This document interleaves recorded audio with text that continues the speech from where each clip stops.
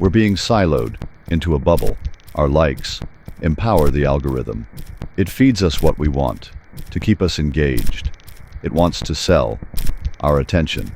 We slip deeper into a constraining narrative. But we must break free. We must burst the bubble. Truths will be learned. Cognitive dissonance will make our hearts and heads ache. Different perspectives will bring us wisdom. Some truths will be hilarious, others painful. But we must be free. We must break into the DisAlgorithm.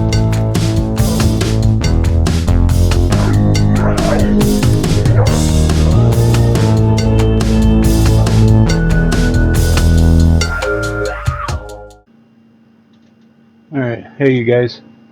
I wanted to update you on Lucky. He's feeling a little better today. He's drinking water. He had a little bit of food yesterday. When it was time to take him to the vet yesterday, he was passing some urine, and so I held off. I'm waiting to see if he gets better, because a couple weeks ago he did the same thing and he got better on his own, and he was able to start on his food and get better off of that. So I'm trying to see if he'll do the same thing. Like a month before, we had to take him to the vet because he was yowling, he was crying in pain, and wasn't getting any better. So that was a huge hit to us. That was like $1,000 vet bill that, we can't just pay over and over. So that hopefully that doesn't happen. So I held off from putting him in there. He's looking better though. He's still weak, just kind of mopey. He's not feeling too good, but he's at least drinking a lot and passing urine, it looks like. And he ate a little food yesterday, which is good because that'll make him better. That'll actually dissolve the crystals in his urine and unblock him. So that's good. And when I touch his belly, like kind of lift him up and stuff, he doesn't meow or flip out or so. He's not in too much pain. He's just not feeling good. So I'm keeping an eye on him. If anything looks strange, I'll take him in. But he's doing better. So I'm gonna go to my feed. Let's switch over to that.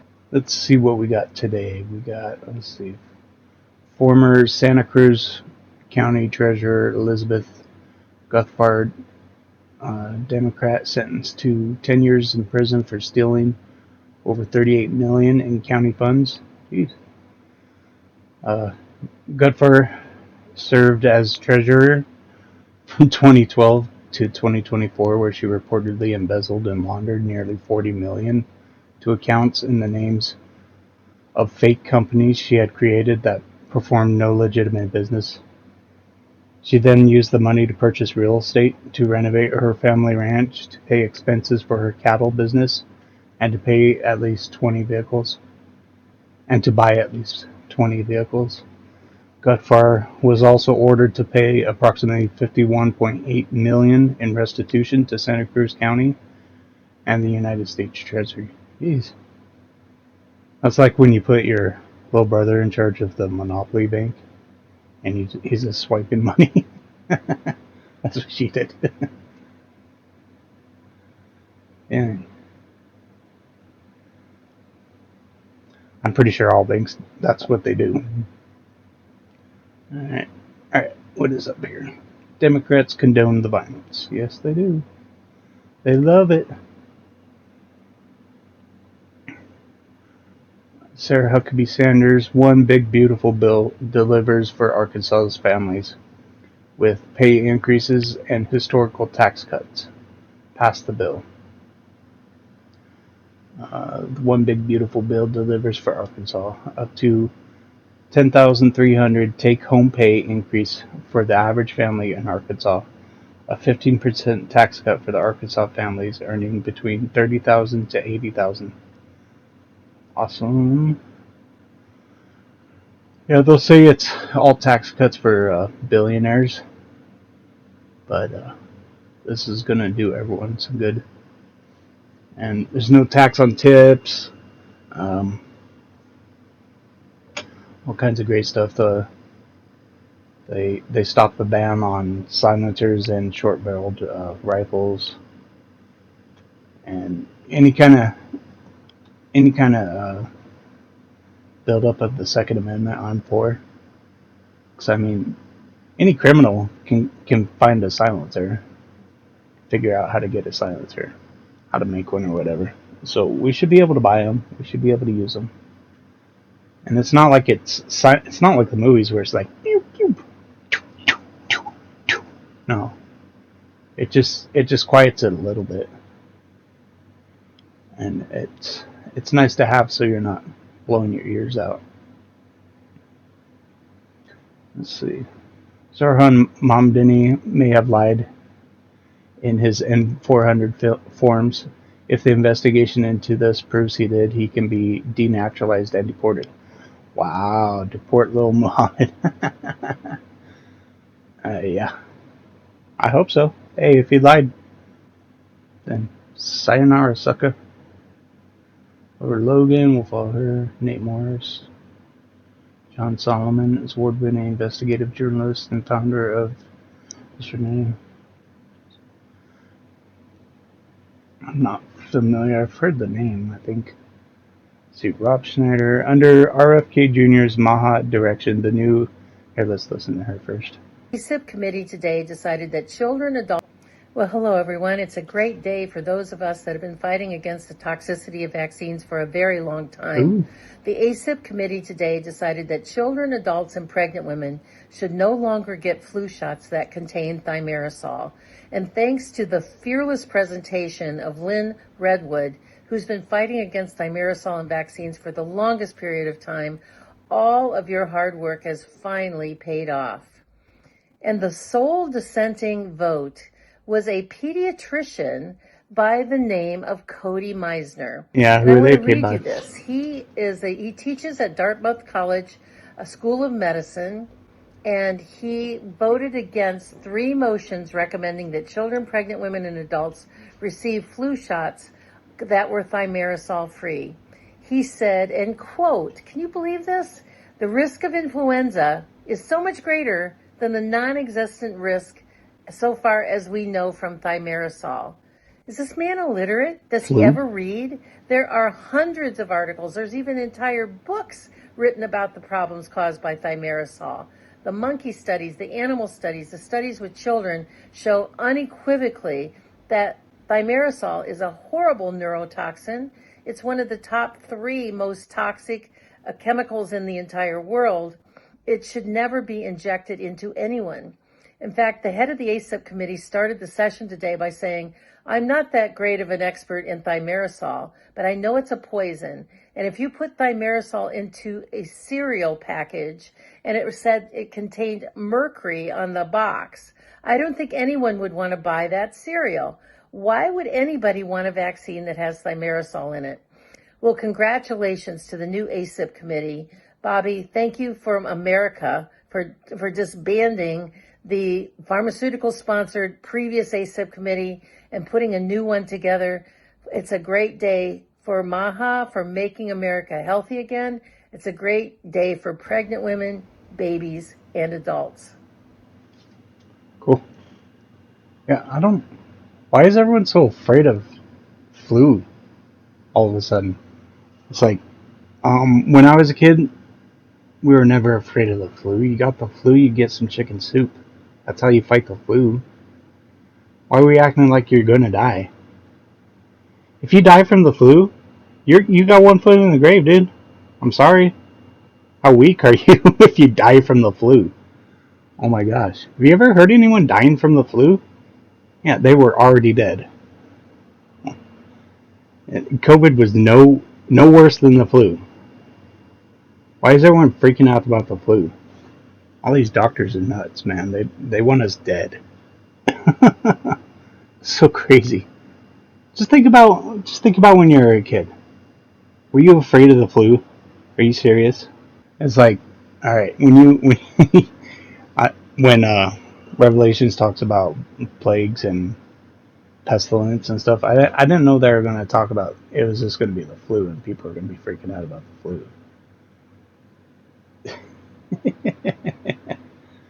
No, I'm just kidding. Well, hello everyone. It's It's a not the end great of the day for world. People are just dumb. All right. Judge James Borsberg right now. I'm not sure what happened with this guy.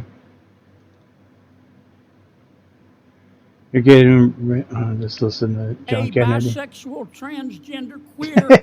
You're getting rid of $5.5 million to lesbian, gay, bisexual, transgender, queer, and intersex advocacy in Uganda, aren't you?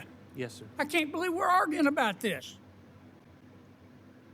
I can't believe we're arguing about this. Oh, why we need that? PEPFAR, we're not denying life-saving care to anybody, are we? No, and $10 billion would remain for that funding.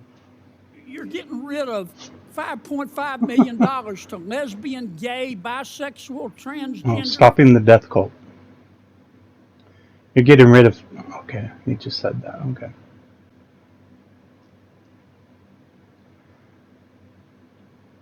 It's a killing field. IDF soldiers ordered to shoot deliberately at unarmed Gazans waiting for humanitarian aid.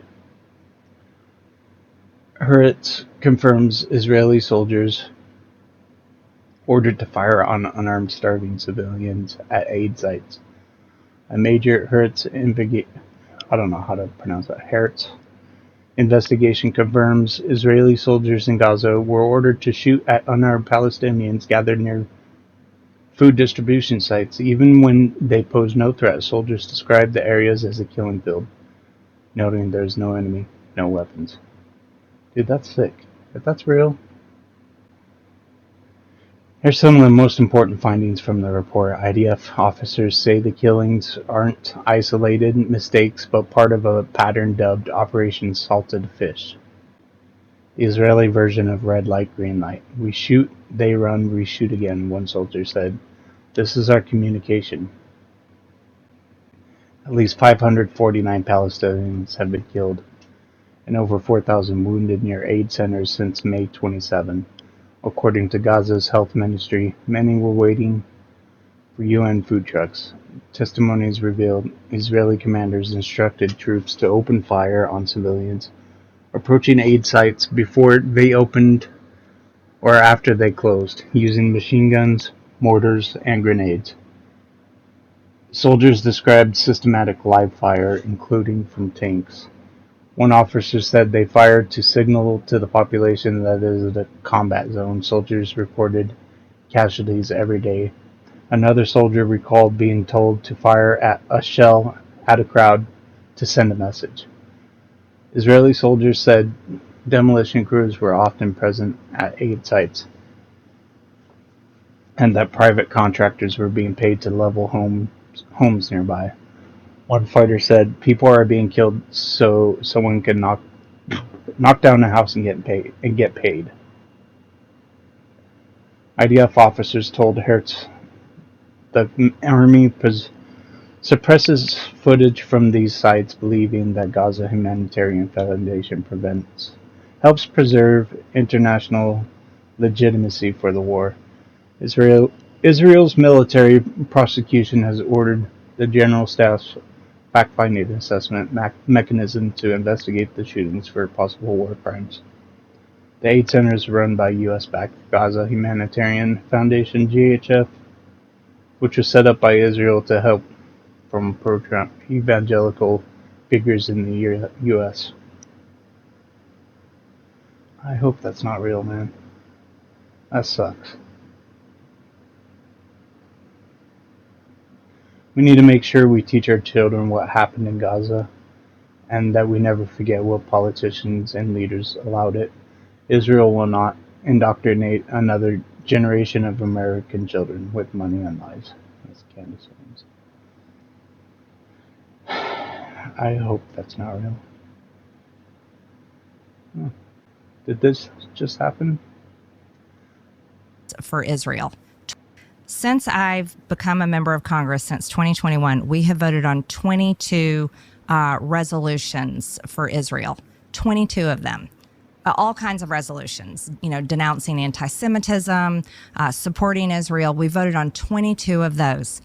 We never vote on resolutions proclaiming great things about America or defending certain Americans or defending Americans in general. But we have voted on 22 resolutions in the House defending Israel. How many of you voted yes on? I don't know my exact record. The last one I voted no on, and then the one before that I voted present because I just started getting sick of it. Well, that's kind of it. I mean, I've always noticed this, certainly in the last, I don't know how many years it's been, a while, where Republicans in the Congress are, always talking about Israel. I'm not against Israel. I've always liked Israel, so haven't really noticed it. Okay, fine. Love Israel, love any country, whatever.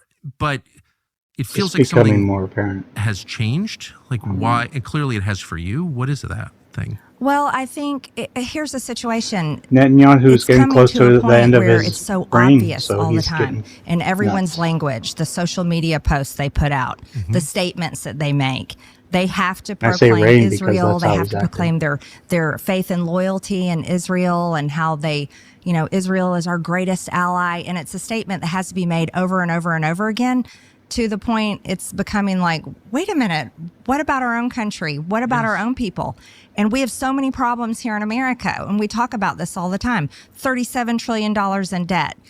Just like you and I were speaking before, our kids' generations. My kids are 22, 25, and 27. And our children's generation, they can't afford rent. They can't afford to buy a house. They can't afford insurance. They can't buy a new car. They can't find a good paying job. American dream's They're gone. living month to month, paycheck to paycheck, credit card bills stacked up. And they literally look to the future going, how am I ever going to realize the American dream? And it seems hopeless for them. But then in Congress, everyone is chasing and pursuing and proclaiming their loyalty to a foreign country. Yep, true.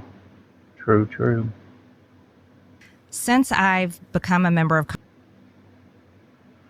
Bro, you're literally okay. Talking to the crisis team. Okay. That was that judge, I guess. Let's see what's trending over here. The court. Let's find out what that is talking about. SCOTUS. Breaking SCOTUS has delivered yet another huge win for parental rights. In a 6-3 vote, the court reaffirmed parental rights in keeping their children from viewing hypersexualized LGBTQ plus content. Winning. Okay. 6-3. SCOTUS rules against nationwide injunctions. President Trump wins. In an opinion written by Justice Amy Coney Barrett, the court did not rule on the merits of the underlying birthright citizenship case. Okay.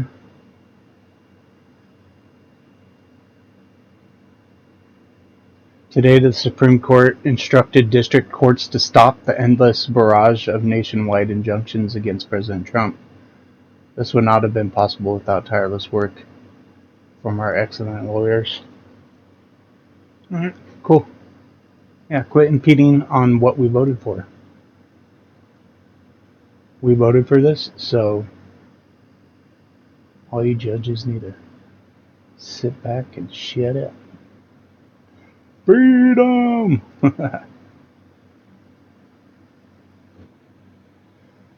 A lot of winning, just saying.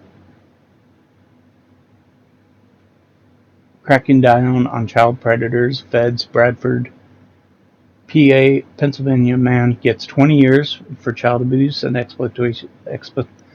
exploitation. 20 years. Now that's a deserving sentence. 20 years.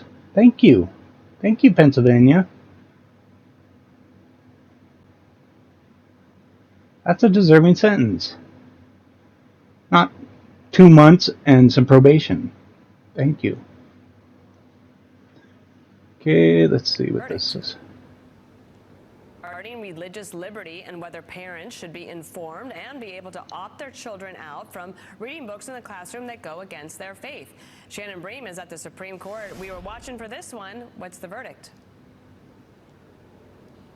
We were, Dana. So this brought together a coalition of parents of different religious faiths and backgrounds who said there used to be a rule in this particular school district that would let them know when there were books that dealt with issues that may be in conflict with their religious faith. Well, so many parents were opting out that the school board and the school district quit doing it. Well, 6-3 today in a decision by Justice Alito, they said these parents have earned at least a preliminary injunction. So while this case plays out, they said the board has to notify them about a book that's in question or anything similar so that their kids can be excused if it's in conflict with their faith. He says, as we've explained, without that, parents are left this choice: either risk their child's exposure to burdensome instruction or pay substantial sums for alternative educational services. Because at one point, Justice Jackson, during the arguments, had said, why don't they just go to a different school? Why don't you put them in private school or homeschool them? Justice Alito and others saying that's not practical for a lot of people. The dissent by Justice Sotomayor, joined by Justices Kagan and Jackson, says today's ruling threatens the essence of Then when public people do education. She that, says they get all it's mad not about it about too. bringing kids together to learn about a particular faith, but a range of concepts and views that reflect our entire society. Exposure to new ideas has always been a vital part of that project until now. She didn't think, the dissenters didn't think that the parents should get the opt-out. Justice Alito and the majority say they should. Majority. All right. Cool. Giant win in the United States Supreme Court. Even the birthright citizenship hoax has been indirectly hit hard. It had to do with the babies of slaves, same year, not the scamming of our immigration process. Congratulations to Attorney General Pam Bondi, Solicitor General John Saucer, and the entire DOJ. News conference of the White House at 11:30 a.m. Eastern. Regarding religious liberty and whether parents should be Look up White informed House. and be able to opt their children out from See reading books in the when does classroom that that go happen. against their faith. Shannon Bream is at the Supreme Court. Mm-hmm. This was 1 hour ago. Control system. After many years of decline in our air traffic control system, the One Big Beautiful Bill will modernize this decrepit relic and give America the best, most advanced air traffic control system on earth, the best by far.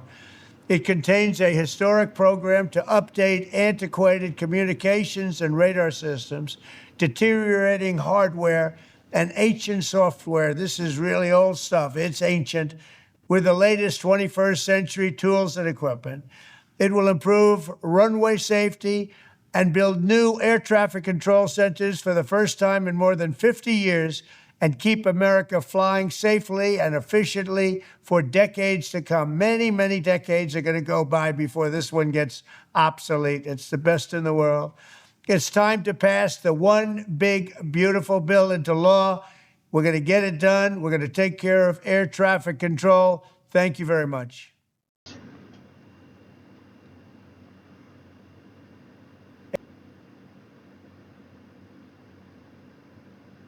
Making the most wearable ship design, part 1. America's back, Tattie's home. Oh. I don't know if that's going to get copyrighted, so I'm not going to play that. Here, let's take a look at it, though.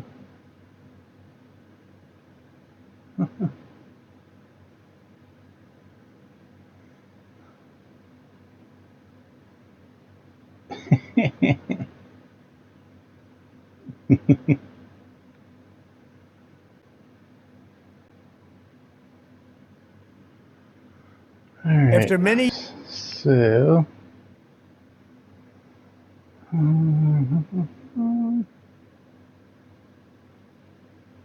Alright. Well, let's check out some more.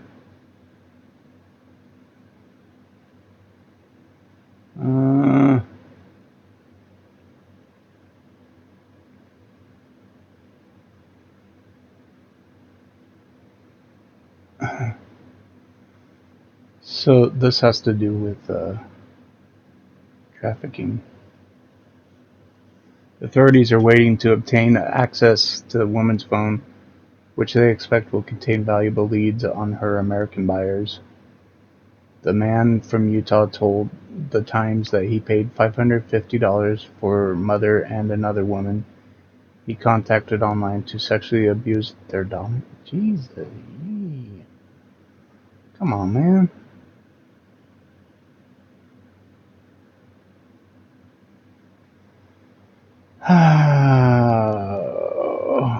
He later reported the sessions to the Canadian Centre for Child Protection, which verified the abuse to the Times. The number one offending country is the United States, said an undercover agent with Homeland Security who was involved in the case and spoke on the condition that he not be named to protect the ability to do his work. They're the ones paying for this abuse. The Times investigation in December found children, including the Vietnamese girl, who was 8 at the time, being advertised on more than 80 adult dating apps.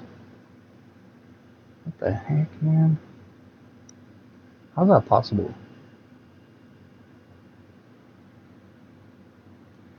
Okay, so this is the overlying post. It says a 9-year-old Vietnamese girl who was abused by her mother for customers watching on smartphone apps in the United States and elsewhere has been rescued, and her mother arrested according to U.S. authorities. The abuse, which a man in Utah reported from a live stream feed after paying to watch it on his iPhone, was reported by New York Times in December as part of an investigation into the role mothers play in the online exploitation of underage daughters.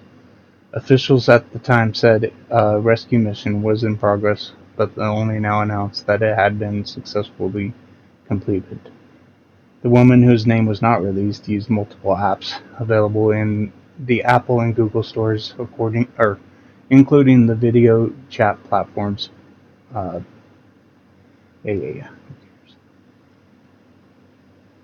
The woman also created made-to-order videos for customers.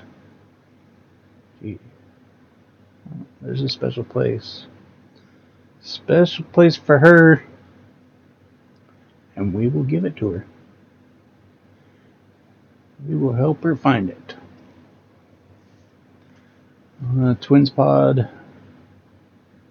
Today at 3 p.m. Eastern, we are unpacking the Iran versus Israel war, the split of MAGA, and the fragile ceasefire that could flip at any moment. Okay.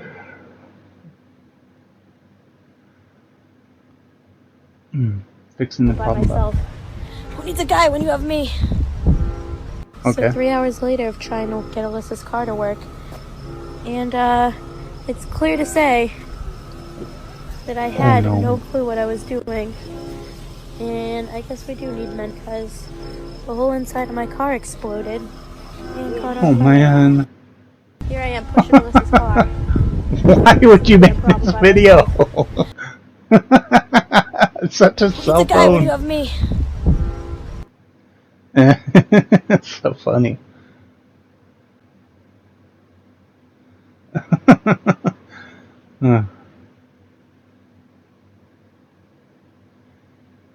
Who needs a guy when you got me? There's another girl waiting in there. Like, you know how to do it? Okay. Now both of their cars are jacked. Alright. Let's break into the DisAlgorithm by clicking a button. So we're going to pop the bubble and see what the other side is saying. Well, let's keep it on for you. AOC's previous home in Yorktown Heights. This is publicly reported information. Her dad bought it for $150K over 20 years ago. Her mom sold it for $355K in 2016. It's now valued over $500K. Homes nearby range from $600 to $800K. AOC is no Bronx girl. She is privileged. Quality investigative reporting. Turns out AOC grew up in a palatial mansion. No. It's just a little tiny house. Why does that cost so much? Where is this? Yorktown Heights. I mean, it's nice looking, but it's tiny.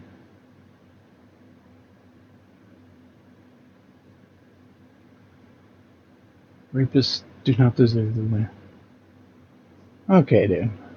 I gotta follow this guy. Am I following it? Okay, good. This guy's so dumb with his tweets.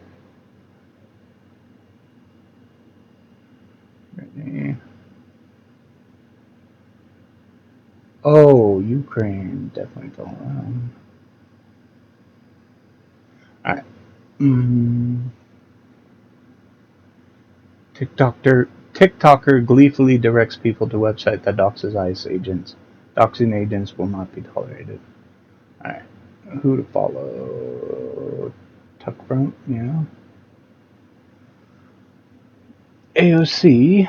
Billionaires use the same scare tactics every time to divide working people. It's all to create hysteria and to keep us from achieving the affordable, dignified life we deserve. We won't fall for it anymore. Here's to working towards a safe, welcoming, affordable future for all.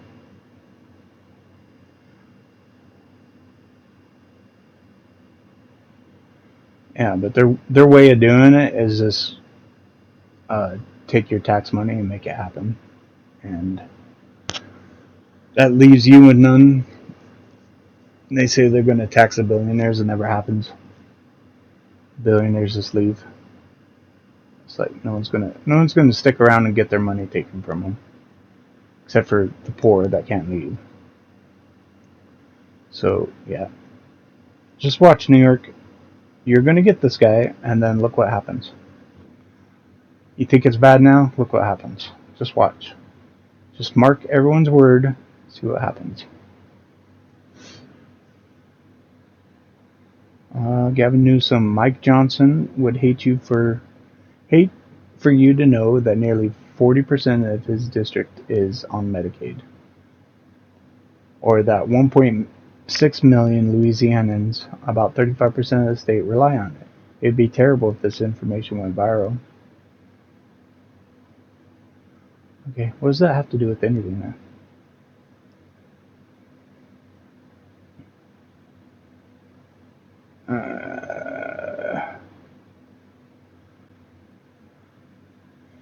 Did Secretary of Defense Hegseth start crying today during his press conference? My God, he is emotionally...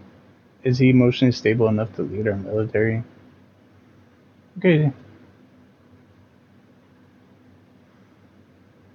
Over 30 rural hospitals are at risk of closing because Big Beautiful Betrayal strips healthcare 16 million people and drives $500 billion in Medicare cuts by increasing the national debt.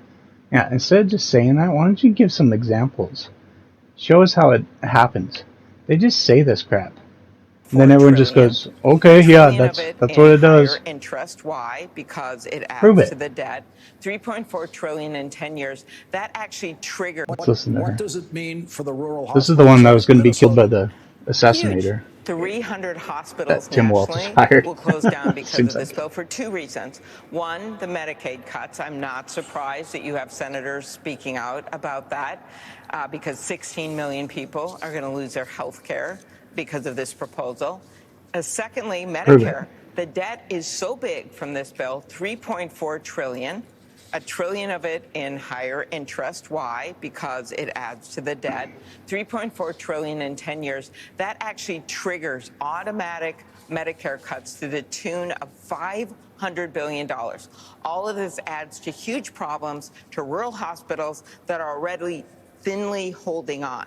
And there are so many red states that are going to be affected by this. 4 million people are going to be tossed off of food assistance, many of them in rural areas. And then, of course, you have the debt issue. What does it mean for the rural hospitals of Minnesota? Give examples, Huge. man. 300.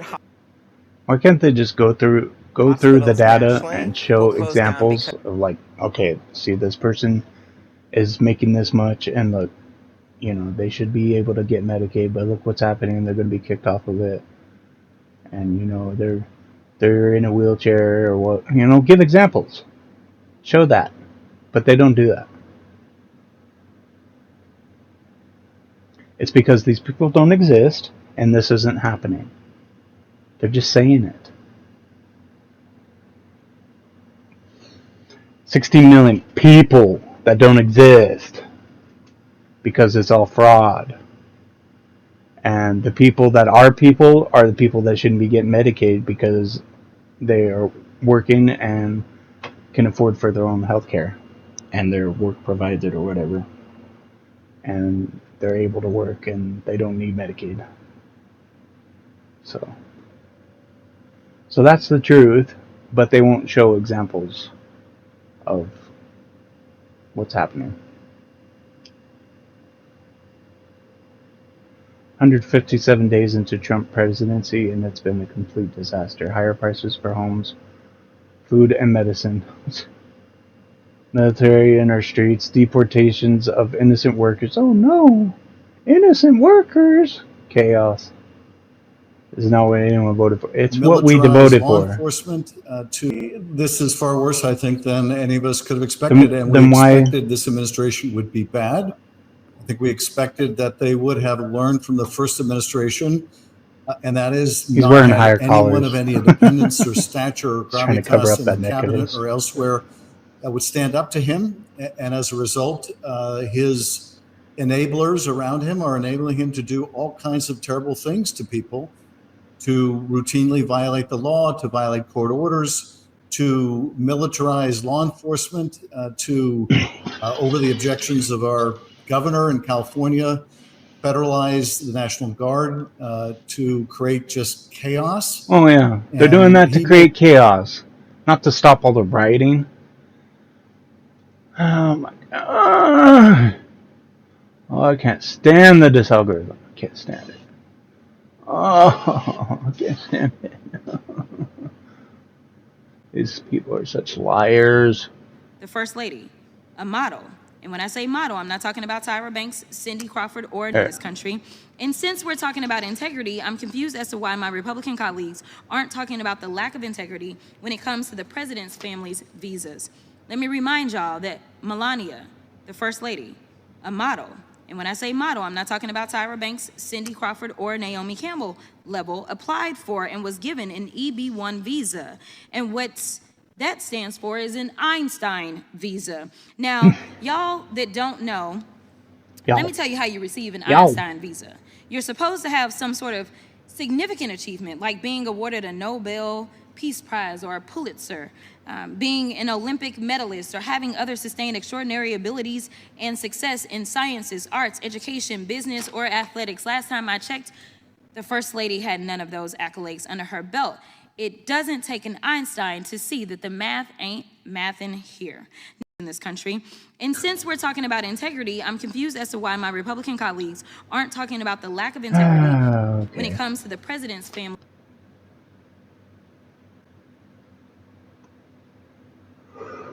What if Melania gets deported?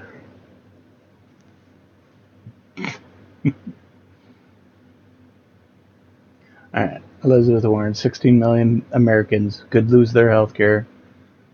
Big ugly bill passes. Mitch McConnell said they'll never get over it. Or, Mitch McConnell said they'll get over it. The person who loses someone they love. The mom. Oh my gosh. Okay, the person. I'll stop. The person who loses someone they love. The mama whose baby loses care. The grandma who gets kicked out of her nursing home. They won't just get over it. Oh, they won't just get over it. Oh, they won't just get over it. Let's see, breaking. Sorry, I'm losing it. Democratic star Congresswoman Jasmine Crockett goes after MAGA First Lady Melania Trump for coming to America on an Einstein visa, despite having no real achievements. It doesn't take an Einstein to see that the math ain't math in here. This takedown of MAGA world has the world howling with rage. Let me get to what the hearing is supposed to be about. The idea that Trump and my... Okay, I don't want to read all this, man. Why do they do this? Why do they do this? Just show the video. Show the video in full context. But they never do it. They go, here's a comic book illustrating how, it went in our minds. And here's some sporadic quotes.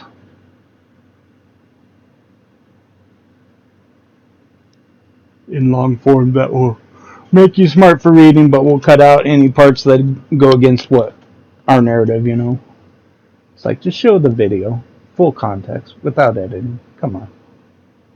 Can you do it? Can you do it, people? No child should miss meals or go without medical care, just so billionaires can pay even less in taxes. It's despicable. Alright, yeah, no one wants that. This is just dumb propaganda, man. We're going to take care of children. We're going to take care of the poor. You gotta quit crying, man. You gotta quit crying. Alright, let's see. How many more New Yorkers will the How many more New Yorkers will not charge? Do you believe in the First Amendment? Do you believe in the First Amendment, Tom Homan? How many more New Yorkers will the charge not target? Who's he yelling at? Pushing against the cop. Oh, Tom Homan? This guy's gonna get deported, dude. You doing that to Tom Homan? Oh, you're a target, man. Is that in order to win, you got to be more than charismatic, and he is. You got to be more than smart, which he is. You got to build a strong grassroots movement. Yeah, he's going to get elected, and New York is going to FAFO. Of people knocking on doors because they were excited about his message. That's what's going to happen. And his message, and Trump's going to be pissed because that's his home. In a time of unprecedented income and wealth inequality, yeah, we are going to. They're going to FAFO real hard.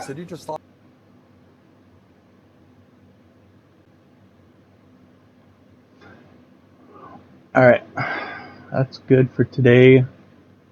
Paying their fair share. Well, let's see. They just keep on talking about the bill.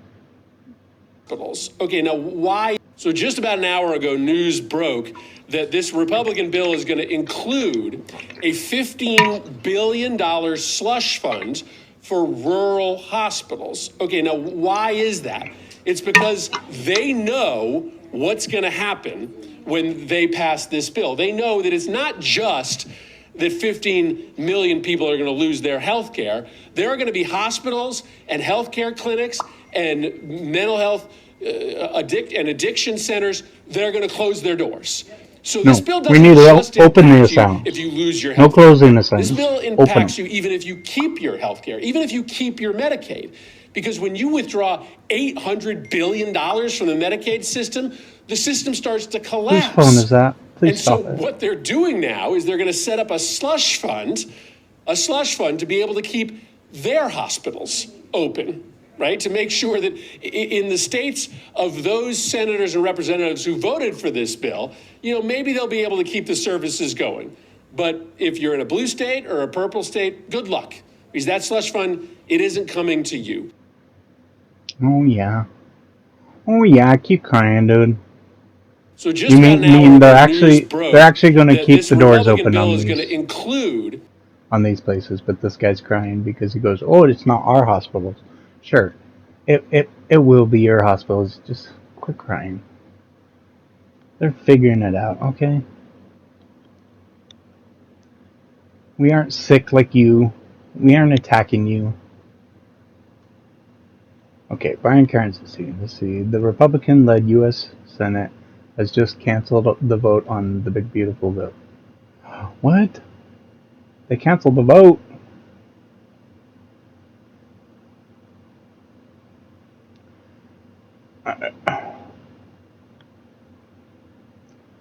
Alright, first they came for abortion, now it's birth control, cancer screenings, Prenatal care, sure. Sure, that's what's happening. The Supreme Court just ruled states can block Medicaid patients from getting care at Planned Parenthood. Let's be real, it ain't about protecting life, it's about weaponizing poverty and race to strip away care, choice, dignity from communities that dare to seek basic care in a system built to fail them.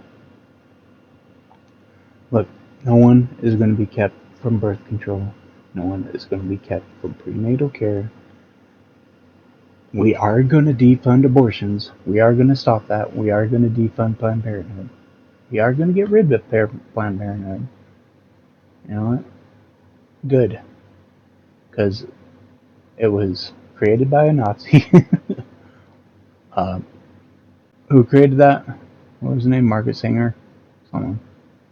Anyways, she created it as a eugenics clinic to kill off the black population.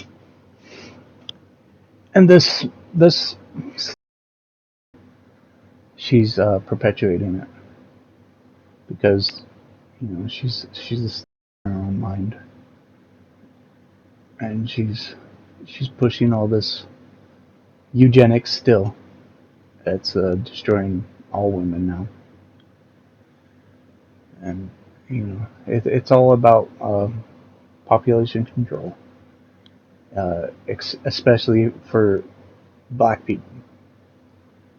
Just look it up. Just look up who created Planned Parenthood, why they created it, and where they put all the Planned Parenthoods. All the Planned Parenthoods are in black neighborhoods, and it's to keep their population down. It's not to give them health care. They call it health care. It's not to give them health care. It's to make sure their babies go bye-bye. And that's sick. That's sick. That's sick that these people perpetuate that. It's sick. Alright, so let's go back to the White House. Okay. White House. Well, let's get out of the DisAlgorithm. Go back to mine. That's it for the DisAlgorithm. We learned what did we learn?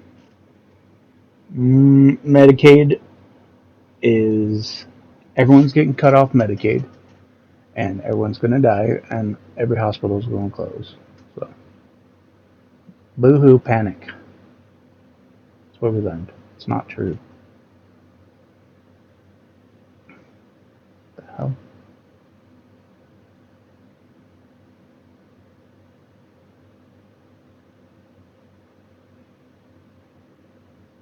What the hell's going on? What the hell is that?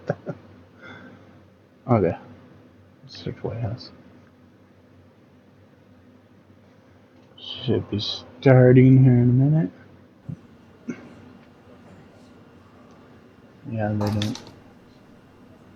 Private Pile, why is your footlocker unlocked? Sir, I don't know, sir. Private Pile, if there is one thing in this world that I hate, it is an unlocked footlocker. You know that, don't you? Sir, yes, sir. If it wasn't for dickheads like you, there wouldn't be any thievery in this world, would there? Sir, no, sir. Get down! Well, now, let's just see if there's anything missing. Holy Jesus. What is that? What the fuck is that? What is that, Private Pile? Sir, jelly donut, sir. A jelly donut? Sir, yes, sir. How did it get here? Sir, I took it from the mess hall, sir. Is chow allowed in the barracks, Private Pile? Sir, no, sir. Are you allowed to eat jelly donuts, Private Pile? Sir, no, sir. And why not, Private Pile? Sir, because I'm too heavy, sir. Because you are a disgusting fat body, Private Pile. Sir, yes, sir. Then why did you hide a jelly donut in your footlocker, Private Pile? Sir, because I was hungry, sir. Because you were hungry. They should remake this, but Private Pile, they find a dress in his locker. Be hilarious.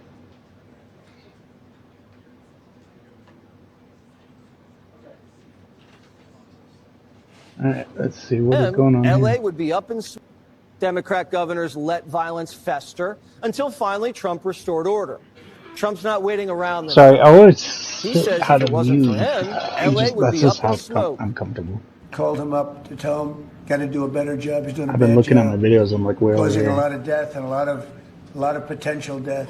If we didn't send out the National Guard, and last time we gave him a little additional help, you would have Los Angeles would be burning right now. The radical left, it's usually radical left, and it's usually governors that are Democrat, and they don't want to call them in. They don't want to save lives. They don't want to save property. They don't want to call them in. I don't know what it is.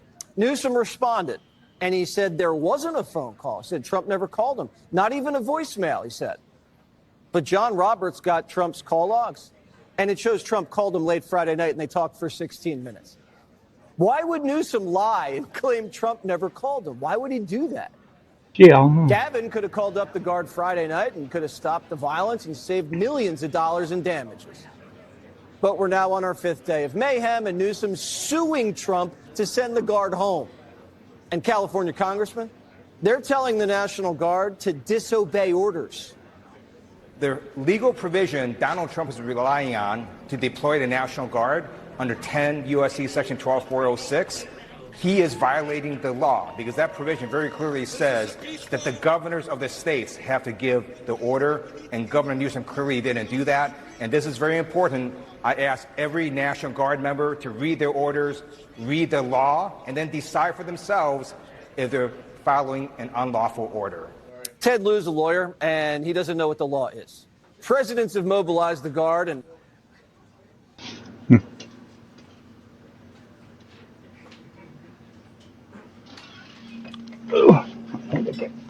close. There you go. I want the camera, straight on with my room, but I'm more comfortable sitting to the side. Just so I have my hand over there. Oh, there he is. This was a big one, wasn't it? This was a big decision. An amazing decision, one that we're very happy about.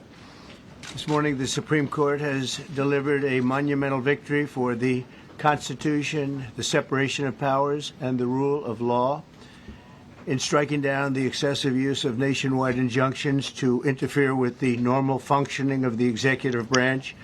The Supreme Court has stopped the presidency itself. That's what they've done.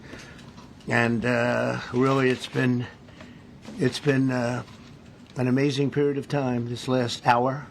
There are people elated all over the country. I've seen such happiness and spirit. Sometimes you don't see that, but this case is very important. I was elected on a historic mandate, but in recent months we've seen a handful of radical left judges effectively try to overrule the rightful powers of the president to stop the American people from getting the policies that they voted for in record numbers.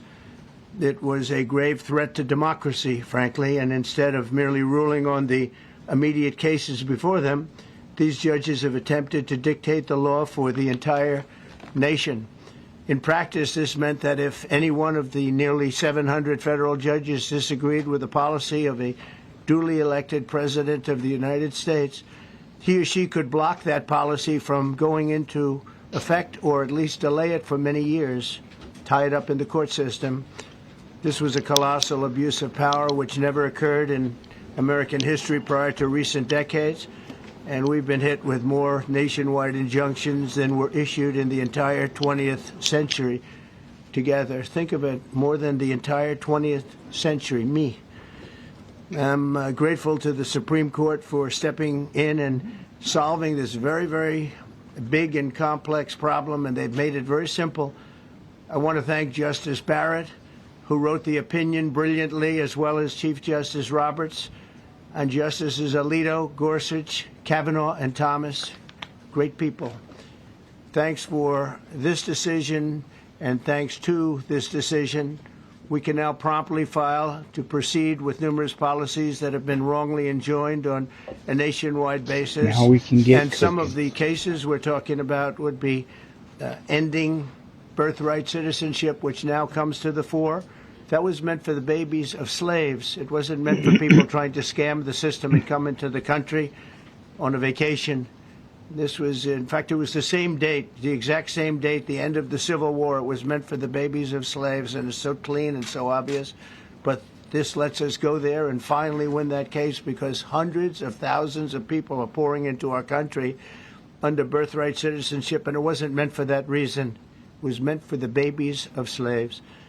So thanks to this decision, we can now properly file to proceed with these numerous policies and those that have been wrongly enjoined on a nationwide basis, including birthright citizenship, ending sanctuary city funding, suspending refugee resettlement, freezing unnecessary funding, stopping federal taxpayers from paying for transgender surgeries, and numerous other priorities of the American people. We have so many of them. I have a whole list. I'm not going to bore you, and I'm going to have Pam get up and say a few words, but there's really, she can talk as long as she wants, because this is a very important decision. This is a decision that covers a tremendous amount of territory. But I want to just thank again the Supreme Court for this ruling. It's a giant. It's a giant. And they should be very proud, and our country should be very proud of the Supreme Court today. And with that, I'd like you to listen to the words of Pam Bondi. She's an incredible Attorney General. We're very proud of her. And as you know, Todd Blanche is with us, and we have so many others that worked on this case and other cases. And I think they're doing a great job. Pam, please say a few words. Thank you, President Trump. Thank you for fighting for all Americans. Americans are finally getting what they voted for. No longer will we have rogue judges striking down President Trump's policies across the entire nation. No longer. Today, in the 6-3 opinion, Justice Barrett correctly holds that the district court lacks authority to enter nationwide or universal injunctions. These lawless injunctions gave relief to everyone in the world instead of the parties before the court. As the Supreme Court held today, they turned district courts into the imperial judiciary. Active liberal judges have used these injunctions to block virtually all of President Trump's policies. To put this in perspective, there are 94 federal judicial districts. 5 of those districts throughout this country held 35 of the nationwide injunctions. Think about that. 94 districts, and 35 out of the 40 opinions with nationwide injunctions came from 5 liberal districts in this country. No longer. No longer. These injunctions have blocked our policies, from tariffs to military readiness to immigration to foreign affairs, fraud, abuse, and many other issues. The judges have tried to seize the executive branch's power, and they cannot do that. No longer. No longer. And on immigration, on a side note, today marks 2,711 arrests on these terrorists and these gangs. Total arrest today with HSI investigations. And thank you, Stephen Miller. Thank you to Homeland Security. Thank you to everyone working hand in hand with the FBI on all of these transnational gangs. TDA has been a huge terror to our country, as well as MS-13, as well as Sinaloa cartels. No longer. No longer.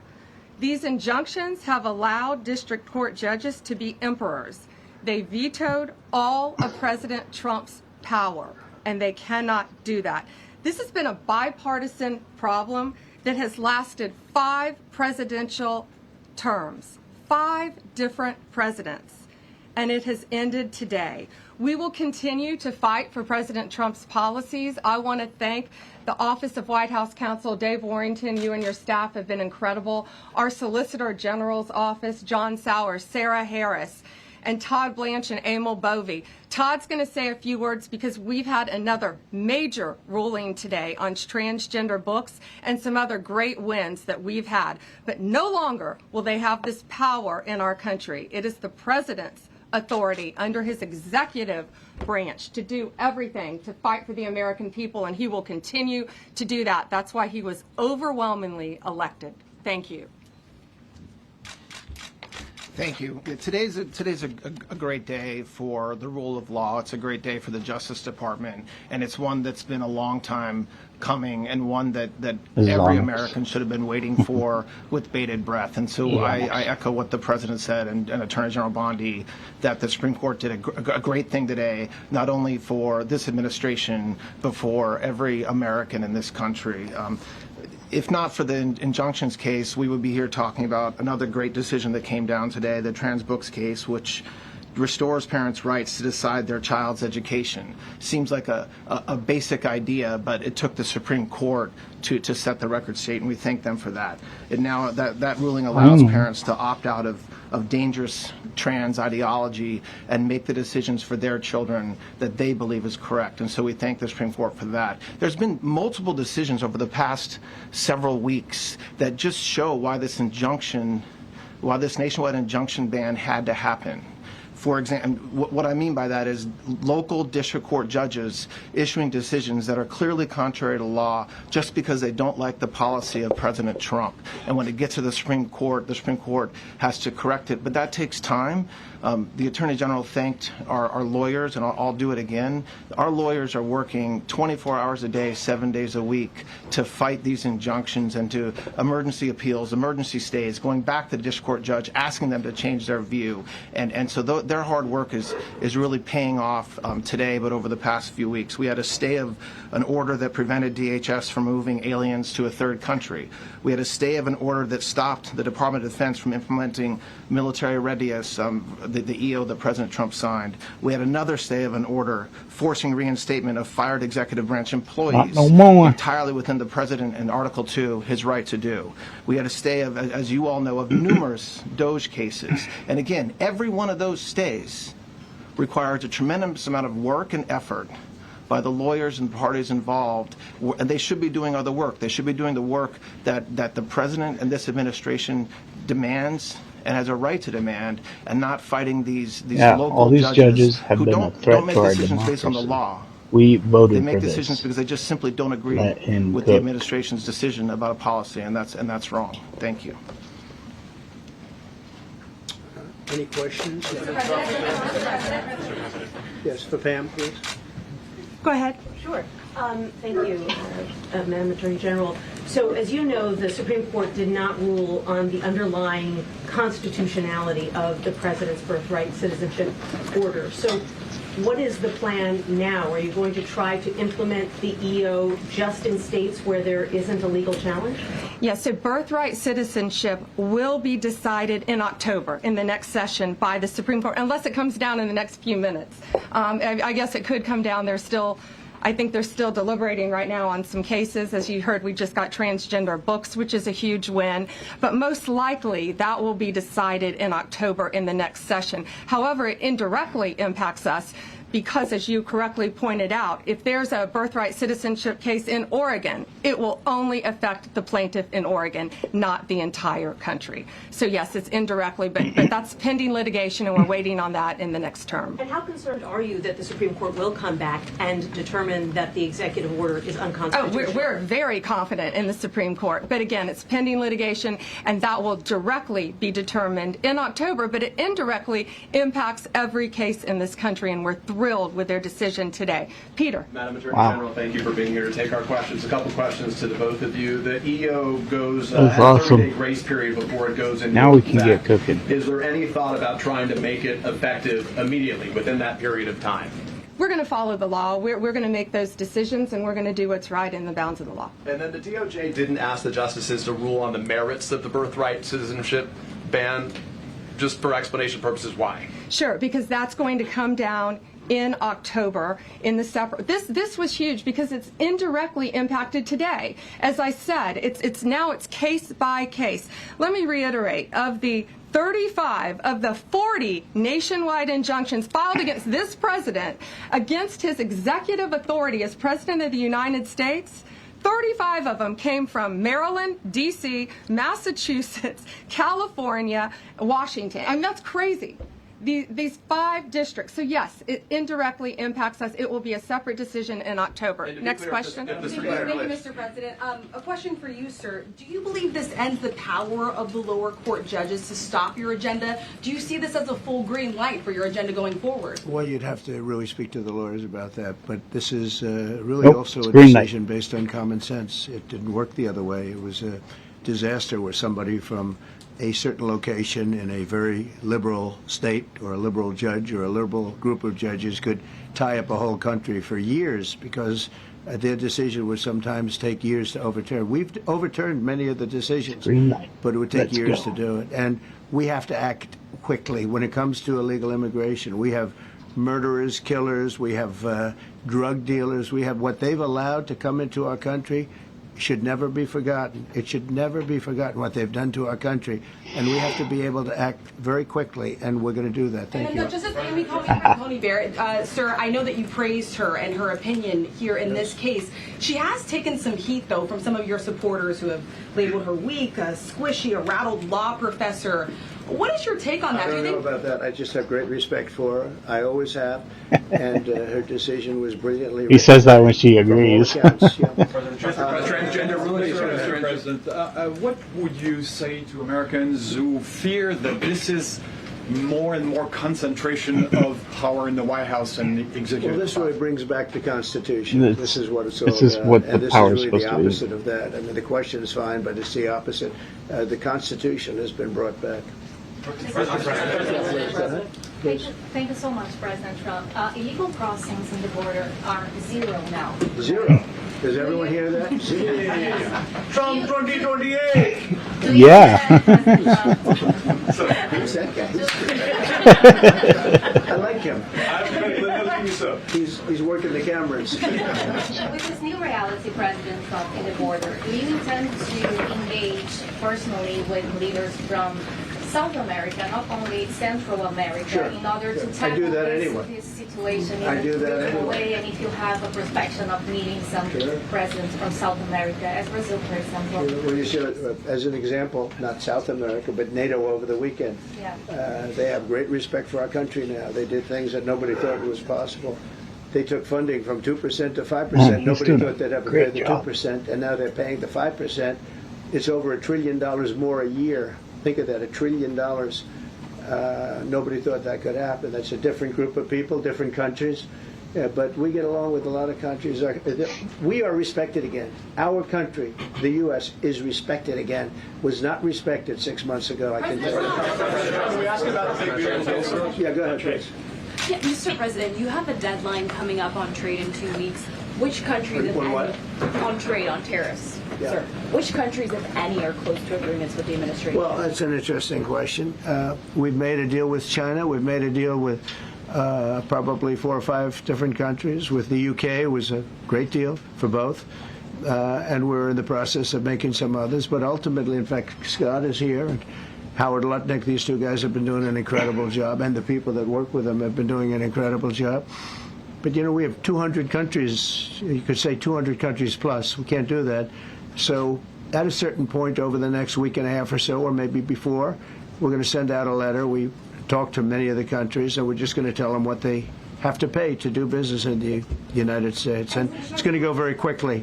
But some of the bigger countries, so India, I think we're going to reach a deal where we have the right to go in and trade. Right now it's restricted. You can't walk in there. You can't even think about it. We're looking to get a full trade barrier dropping, which is unthinkable, and I'm not sure that that's going to happen, but as of this moment, we've agreed to that, go into Indian trade. We're going to be trading in China.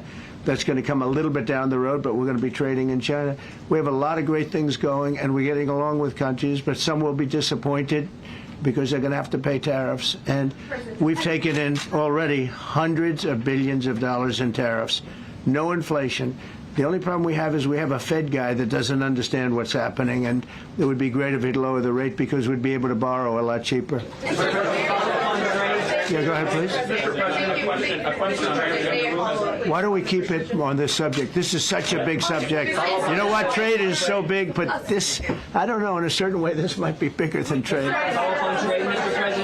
I think this is bigger than trade. Yes, please, go ahead. I was wondering, though, if you could... Go ahead. Sir, on the transgender ruling, the Supreme Court ruling that parents with religious objections can pull their kids out of public school lessons that use LGBTQ materials. Pam brought it up. Your reaction to that ruling today, sir? I think the ruling was a great ruling, and I Yeah. think it's a great ruling for parents. It's really a ruling for parents. They trying lost to control indoctrinate of our the schools. children. They lost control of their What if our child. schools forced And this is a religion tremendous on you? victory for parents. And How would you like I'm not that? surprised by it, but I am surprised that it went this far. It took us to bring life back to normal. So it's wonderful. It's parental. And I kept saying, we will give you back your parental rights. They were taken away, and this is a tremendous victory for parents. Yeah. Mr. President, if you look at the back at the last week, it's been extraordinary in terms of the action in the Middle East. You were at The Hague. I'm wondering hell now. of a week, hasn't it? I'm wondering now if you believe been that so Iran. bleak. I'm wondering now, sir, if you believe that Iran has given up its long history of ambitions with nuclear weapons, or what you would like to see from them.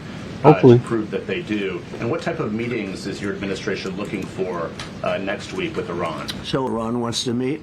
As you know, their sites were obliterated. They're very evil nuclear sites. They were now has been proven. We had some fake news for a little while. The same people that covered the Hunter Biden laptop was from Russia. The same people that did 3 or 4 other Russia hoax. But on their No, wait, just listen. They came up with something that delayed the credit that our great pilots and these great what talent that was, and they hit it right down in the spot.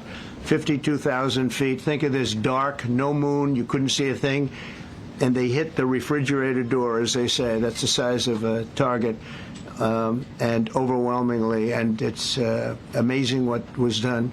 We're the only ones that could have done it, and we took out the 2 of the other sites also. In addition to that, we finished them off. That was a very evil intention. I believe that, and Just again, like Top Gun I will Maverick. tell, but I don't believe Maga that Maverick. they're going to go back into nuclear anytime soon. They spent Yeah, over if you $1 watch trillion that, on nuclear, and they never it's got very it. clearly Iran, and And nothing was moved from doing the a site. By the way, nuclear to do that is very project, dangerous. It's and very, the very pilots heavy have to go in material. and hit the Those target right cars on were it. most likely the cars of Masons because This they is were like pouring what really concrete, happened. It's pretty crazy. At the huh? top, at the hatch, as you know, the hatch going into the nuclear site, they wanted to reinforce it, and they had some Masons there pouring concrete. By the way, that concrete was obliterated. It hit exactly at the concrete. It was, I don't think it had a chance to dry, but everything's down there. It's under millions of tons of rock. Please. Yes. Your administration has said that El Salvador is one of the safest countries in the hemisphere. So why haven't you yet canceled temporary protected status to that country? Was it part of the deal? Well, we'll take a look. We've had a great relationship with El Salvador. They have a fantastic leader. They built a massive prison system.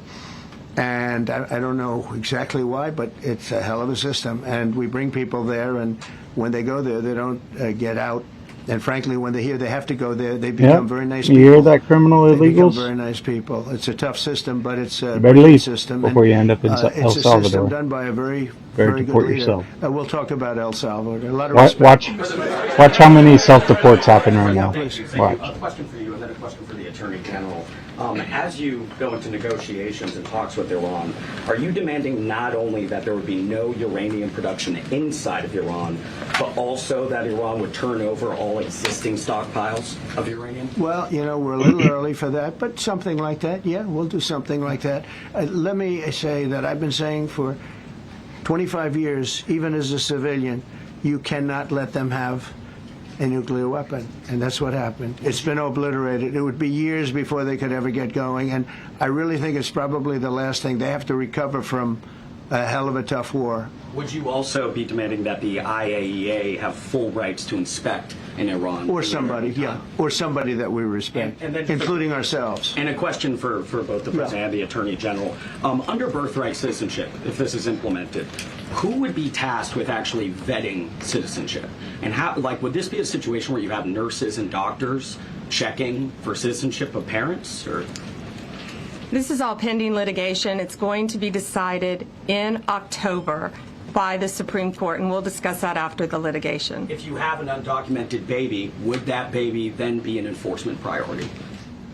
The violent criminals in our country are the priority now. Let me put it in perspective. Today marked the 2,711th arrest in our country of TDA members. Just TDA. Everyone in this room agrees they are one of the most violent criminal organizations in the world. And the Biden administration let them walk into our country for the last 4 years.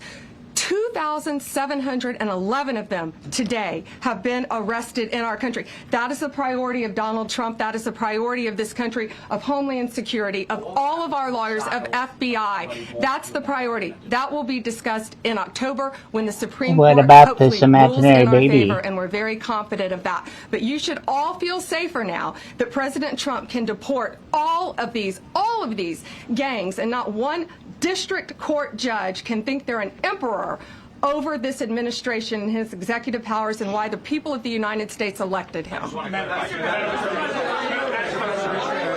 She's cool, man, but every time I look at her, I'm just like, where are the Epstein files, man? Some of the worst people, some of the Epstein files? cartels to get people into our country, just so you know.